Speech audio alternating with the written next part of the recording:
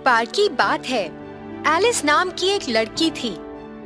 Alice अपनी बहन के साथ नदी के किनारे बैठकर थकने लगी थी और उसके पास करने के लिए कुछ भी नहीं था।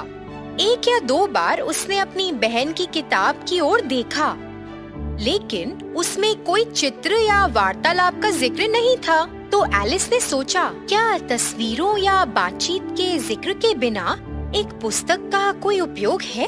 तो वह अपने मन में विचार कर रही थी कि कैसे फूलों की माला बनाई जाए, जब अचानक गुलाबी आँखों वाला एक सफेद खरगोश उसके पास भाग आया। खरगोश ने समय देखने के लिए अपनी जेब से एक घड़ी निकाली। उसने अपना सिर हिलाया, फिर एक खरगोश के बिल में जाकर गायब हो गया। मुझे पता करना है कि वह इतनी जल्दी में क्यों है। उत्सुक होकर वह खरगोश के बिल में भाग गई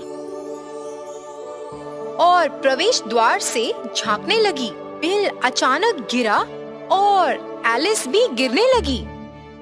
वह एक लंबे समय के लिए गिरी जा रही थी।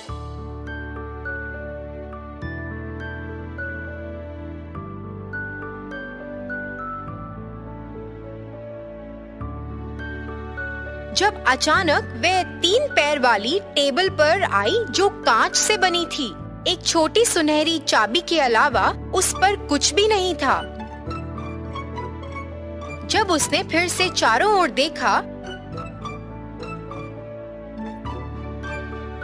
तो वह एक छोटे पर्दे पर आई जिसे उसने पहले नहीं देखा था, और इसके पीछे लगभग 15 इंच का ऊंचा दरवाजा था। उसने ताले में छोटी सुनहरी चाबी डालने की कोशिश की और उसे फिट होते देखकर उसे बहुत खुशी हुई।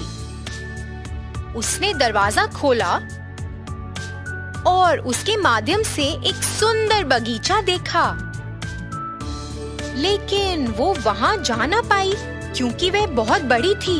जब वह 3 पैर वाली टेबल की ओर बढ़ी तो एलिस को एक हरे रंग की बोतल मिली जिस पर जादुई रूप से मुझे पियो लिखा हुआ दिखाई दिया। एलिस ने बोतल ली और पूरी औषधि पी ली। फिर वह सिकुड़ने लगी और एक गुड़िया के आकार जितनी हो गई। उसने दरवाजा खोला और तेजी से इसके माध्यम से भाग गई। वाह, क्या शानदार बगीचा है! लेकिन मैं इन फूलों पर रेंगने वाले कीड़ों से बड़ी क्यों नहीं हूँ? उसका उत्साह जल्दी खत्म हो गया। एलिस अपने छोटे आकार से उब गई थी। मैं फिर से बड़ा होना चाहती हूँ। उसके चिल्लाने से वो सफेद खरगोश चौंक गया जो फिर से उसके पीछे भाग आया था। उसने एलिस को अपनी दासी समझकर उसे आदेश दिया, मेरी कुटिया में जाओ और मेरे दस्ताने और पंखा लाओ।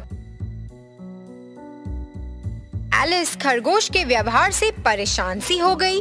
शायद मुझे उस कुटिया पर कुछ मिले जिससे मुझे अपना रास्ता ढूंढने में मदद होगी, उसने उम्मीद से कहा।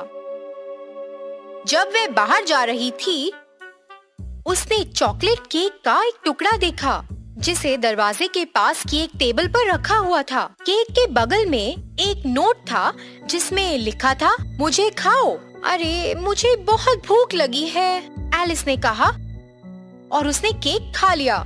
अचानक उसे अजीब सा एहसास हुआ। अरे नहीं, मैं अब इस घर से बड़ी हो गई हूँ, वो चिल्लाई।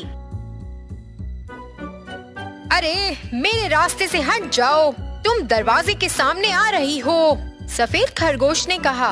एलिस उसके पंखे को लेने में कामयाब रही। तुरंत वह सिकुड़ने लगी, लेकिन वो उसके बारे में ज्यादा नहीं जानती थी। वो तो एक जादुई पंखा था जिसने उसे वापस छोटा बना दिया। ओहो नहीं, मैं कभी भी सही आकार में वापस नहीं आ पाऊंगी। एलिस मदद की तलाश में गई। जल्द ही उसने एक हरे रंग के कैटरपिलर को गुलाबी जैकेट पहने हुए देखा। वह एक बड़े मशरूम के शीर्ष पर बैठा था। एक बुलबुला पाइप धूम्रपान कर रहा था। एक पक्ष आपको बड़ा बनाता है, दूसरा पक्ष आपको छोटा बनाता है, उसने एलिस से वहाँ से जाने से पहले कहा। अरे मगर कौन सा पक्ष? एलिस ने बुलाया। मशरूम मूर्ख, उसने जवाब दिया। एलिस ने मशरूम का एक टुकड़ा खा लिया। शुक्र है अब मैं बढ़ रही हूँ, वो बोली। लेकिन मैं किस रास्ते जाऊँ? यह रास्ता मैड हैटर की ओर जाता है, दूसरा रास्ता जाता है ला मार्च खरगोश की ओर, एक आवाज ने कहा। एलिस ने पेड़ पर एक मुस्कुराती हुई बिल्ली को देखा। मैं आपको बाद में रानी के क्रॉकेट गेम में मिलूंगी, उसने गायब होने से पहले कहा। घर के सामने एक पेड़ के नीचे एक टेबल सेट था और मार्च खरगोश और हैटर उस पर चाय पी रहे थे। उनके बीच में एक चूहा बैठा हुआ था, वो गहरी नींद में था और बाकी दो एक तकिए के रूप में अपनी कोनी उस पर रख कर उसका इस्तेमाल कर रहे थे। ये तो चूहे के लिए आरामदायक लगता है, शायद इसलिए कि वो सो रहा है, शायद उसे परवाह नहीं है, एलिस ने सोचा। वो टेबल बहुत बड़ी थी और वो तीनों उसके एक कोने में थे। कोई जगह नहीं, कोई जगह नहीं, तो चिल्ला पड़े। अरे यहाँ तो बहुत जगह है, एलिस ने कहा और वे टेबल के कोने पर पड़ी बड़े हाथ वाली कुर्सी पर बैठ गई। चलो कुछ शरबत लो, मार्च खरगोश ने उत्साहजनक लहजे में कहा। एलिस ने टेबल की ओर देखा, लेकिन उस पर चाय के अलावा कुछ नहीं था। मुझे तो शरबत नहीं नजर आ रहा। हाँ, तो शरबत नहीं है, खरगोश बोला। तो फिर तुमने शरबत की पेशकश क्यों की? एलिस ने गुस्से में कहा।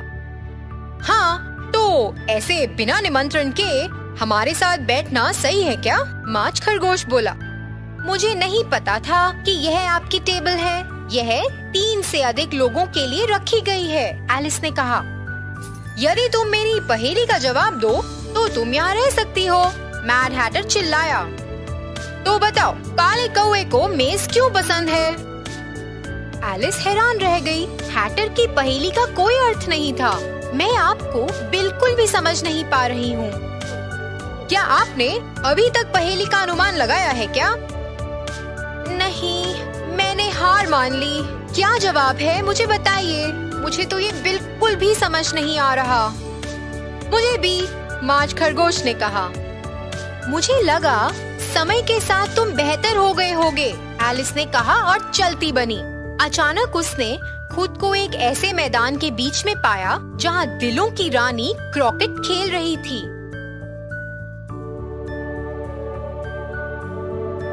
उसके पहरेदार और माली ताश के पत्तों के आकार के थे। एक माली ने गलती से सफेद गुलाब लगाए थे और फिर उन्हें लाल रंग में रंग दिया। उन्हें तोड़ दो, वो चिल्लाई। मुझे सफेद गुलाब से नफरत है। फिर उसने एलिस पर ध्यान दिया और उसे पूछा, क्या तुमने कभी क्रिकेट खेला है? हाँ, लेकिन मैंने कभी भी राजहंस या जंगली चूहे का इस्तेमाल नहीं किया। मेरे साथ खेलो, रानी ने आदेश दिया, और मुझे जीतने दो या मैं तुम्हारा सर अलग कर दूंगी। एलिस ने अच्छा खेलने की पूरी कोशिश की, लेकिन उसे अपने राजहंस से थोड़ी परेशानी हुई। ओहो, उसका सर अलग कर दो, रानी चिल्लाई। और फिर अचानक अदालत में जाने का सुनेहा आया। सभी लोग अदालत में खड़े हो गए। अदालत अब सत्र में है, सफेद खरगोश ने घोषणा की। क्या एलिस कृपया कटघरे में आएंगी? एलिस वहाँ आई और जूरी बॉक्स की ओर देखा, जहाँ मार्च खरगोश और मैड हैटर शोर कर रहे थे। चूहा सो गया और बिल्ली उसे देखकर मुस्कुरा रही थी। अरे, यहाँ क्या चल रहा है? तुम स्वादिष्ट दिल के आकार के टास्क को चुराने के लिए दोषी पाई गई हो, रानी ने आरोप लगाया, और तुम्हें अब दंडित किया जाना चाहिए। इसका सर अलग करना चाहिए, रानी चिल्लाई। अरे, ये क्या मूर्खता है? मुझे इस बात का जरा सा भी अंदाजा नहीं है कि आप किस बारे में बात कर रहे हैं। मैं केवल क्रिकेट खेल रही थी। अरे उठो, तुम बहुत देर से सो रही हो, उसकी बहन ने धीरे से कहा। अरे, लगता है मुझे एक अजीब सपना आया।